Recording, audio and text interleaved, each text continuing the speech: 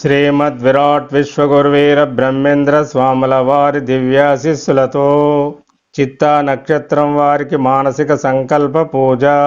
మీ మనస్సు దృఢమై శరీరం దృఢమై పరిస్థితులు మీకు అనుకూలంగా మారాలంటే ప్రతిరోజు ఉదయం 5 నుండి 6, మధ్యాహ్నం 1 నుండి 2, సాయంత్రం 5 నుండి 7 లోపు 3 వేళలందు పూర్తిగా ఈ నక్షత్ర మానసిక సంకల్పమును మీరు వింటే మీ మానసిక శక్తి దృఢమవుతుంది, మీ నక్షత్ర బలం మీకు పెరుగుతుంది, శ్రీ స్వామివారి దివ్యానుగ్రహం కూడా మీకు కలుగుతుంది. 3 వేళలందు ముదముతో శివునాత్మ పూజ చేయువాడు పుణ్యమూర్తి, పూజ లేక మోక్ష భోగంబు దొరుకునా కాళికాంబ హంస కాళికాంబ అన్నారు. మీరు చిత్తా నక్షత్రంలో పుట్టిన వారైతే 1 మీ చిత్తా నక్షత్రానికి అధిపతి కుజుడు. ఈ కుజగ్రహ ప్రభావం మీ మనసు మీద ఉంటుంది. మీ మనస్సు మీద ప్రభావం చూపే మీ నక్షత్రాధిపతి అయిన కుజుని తేజస్సును మీరు పెంచుకోవాలి. మీ నక్షత్రాధిపతి తేజస్సు పెరిగి మీ మనసు దృఢంగా ఉండాలంటే ప్రతిరోజు మీరు ఓం త్వష్టా తురీయో దేవో విశ్వకర్మణే ధీమహి తన్నో చిత్ర ప్రచోదయాత్ అని పఠించి గాని లేదా వింటూ గాని కుజునకు నమస్కరించాలి. అప్పుడు కుజుడు మీకు అనుకూలిస్తాడు, మీ మనసు దృఢమవుతుంది, మీలో మానసిక ధైర్యము పట్టుదల పెరుగుతుంది, మీరు చేపట్టిన పనులు పట్టుదలతో మీరు పూర్తి చేసుకోగలుగుతారు. 2వది, చిత్తా నక్షత్రము 1, 2 పాదాల వారికి కన్యారాశి అవుతుంది. ఈ కన్యారాశికి అధిపతి బుధుడు. ఈ బుధుని ప్రభావం మీ శరీరంపై పడుతుంది. కాబట్టి మీ రాష్ట్రాధిపతి అయిన బుధుని తేజస్సు మీకు పెరగాలి. ఈ బుధుని తేజస్సు మీకు పెరగాలంటే మీరు ఓం గజధ్వజాయ విద్మహే శుకహస్తాయ ధీమహి తన్నో బుధ ప్రచోదయాత్ ఓం శ్రీం జ్ఞానశక్తి బుధాయ నమః అని ప్రతిరోజు పఠించాలి. లేదా మీ మనస్సుతో వింటూ బుధునకు నమస్కరించాలి. అప్పుడు బుధుడు మీకు అండగా ఉంటాడు, మీ శరీరం దృఢమవుతుంది, అనారోగ్యం మీ దరిచేరదు, మీరు సంకల్పించుకున్న పనులన్నీ నిరాటంకంగా మీరు నెరవేర్చుకోగలుగుతారు. ఇక చిత్తా నక్షత్రము 3, 4 పాదాల వారికి తులారాశి అవుతుంది. ఈ తులారాశికి అధిపతి శుక్రుడు. ఈ శుక్రుని ప్రభావం మీ శరీరంపై పడుతుంది. కాబట్టి మీ రాష్ట్రాధిపతి అయిన శుక్రుని తేజస్సు మీకు పెరగాలి. ఈ శుక్రుని తేజస్సు మీకు పెరగాలంటే ఓం అశ్వధ్వజాయ విద్మహే ధనుర్హస్తాయ ధీమహి తన్నో శుక్ర ప్రచోదయాత్ ఓం శ్రీం సుకీర్తి శుక్రాయ నమః అని ప్రతిరోజు పఠించాలి. లేదా మీ మనస్సుతో వింటూ శుక్రునకు నమస్కరించాలి. అప్పుడు శుక్రుడు మీకు అండగా ఉంటాడు, మీ శరీరం దృఢమవుతుంది, అనారోగ్యం మీ దరిచేరదు, మీరు సంకల్పించుకున్న పనులన్నీ నిరాటంకంగా మీరు నెరవేర్చుకోగలుగుతారు. ఇక 3వది, మీ పుట్టినప్పటి జన్మకాల దశ కుజదశ. మీ జీవితంలో మీ వయసును బట్టి మీకు దశలు మారుతుంటాయి. దశలు మారుతున్నప్పుడు మీ పరిస్థితులు కూడా మారుతుంటాయి. మీ దశాధిపతి ప్రభావం మీ పరిస్థితులపై చూపుతుంది. కాబట్టి మీ పరిస్థితులు కూడా మీకు అనుకూలంగా మారాలంటే మీకు మీ నడుస్తున్న దశాధిపతుల తేజోబలం మీకు పెరగాలి. మీ జీవితంలో మహాదశలు వస్తాయి, వాటిలో అంతర్దశలు వస్తాయి, వాటిలో సూక్ష్మ దశలు, అతి సూక్ష్మ దశలు కూడా వస్తాయి. అవి ఒకటి తర్వాత ఒకటి మారుతుంటాయి. అన్ని దశల్లో, అన్ని అంతర్దశల్లో 9 గ్రహాల ఆధిపత్యమే ఉంటుంది. కాబట్టి మీకు ఏ దశ నడుస్తున్నప్పటికీ నవగ్రహాలు మీకు అనుకూలించాలి. అనుకూలించి మీకు మంచే జరగాలంటే మొదట మీకు మీ నక్షత్రాధిపతి తేజోబలం పెరగాలి, మీ రాష్ట్రాధిపతి తేజోబలం మీకు పెరగాలి, నవగ్రహ దోషాలు కూడా తగ్గాలి. కాబట్టి ఈ మానసిక నిత్య సంకల్పమును మీరు 3 వేళలందు ప్రతిరోజు వినండి. మీ నక్షత్రానికి బలం పెరుగుతుంది, మీకు దైవానుగ్రహము కలుగుతుంది, శ్రీ స్వామివారి దివ్యానుగ్రహం కూడా మీకు కలుగుతుంది. ఇక కలియుగ రక్షణ కవచముతో కూడిన కాలస్వరూప పూజను బుక్కును చిత్తా నక్షత్రం వారు మీ నక్షత్రాన్ని అనుసరించి 40 రోజుల్లో 18 మార్లు చదవాలి. మీలో ఎవరికి ఏం కావాలో మొక్కుకొని చదవండి, మీ కోరికలు నెరవేరుతవి.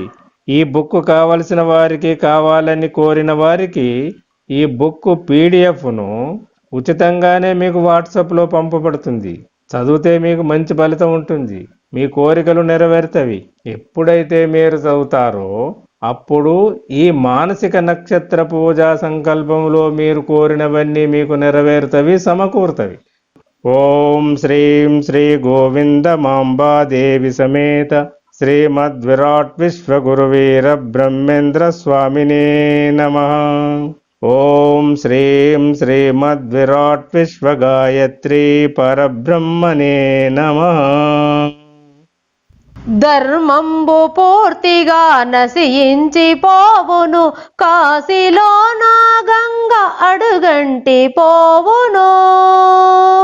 శ్రీశైలమందున రక్త వర్షము కురియో, భ్రమరాంబ కన్నీరు కార్చేనయ్యా. కురుక్షేత్రమందున్న ప్రజలెల్ల గుమిగూడి కొట్టుకొని ప్రాణాలు విడిచేరయ్యా. 40 రోజులు కాశీలోని గుడికి పూజలే లేకుండా పోయేనయ్యా. కందుకూరులోని స్త్రీ పురుషుడయ్యేను, కట్నాలతో పెళ్లి జరిగేనయ్యా.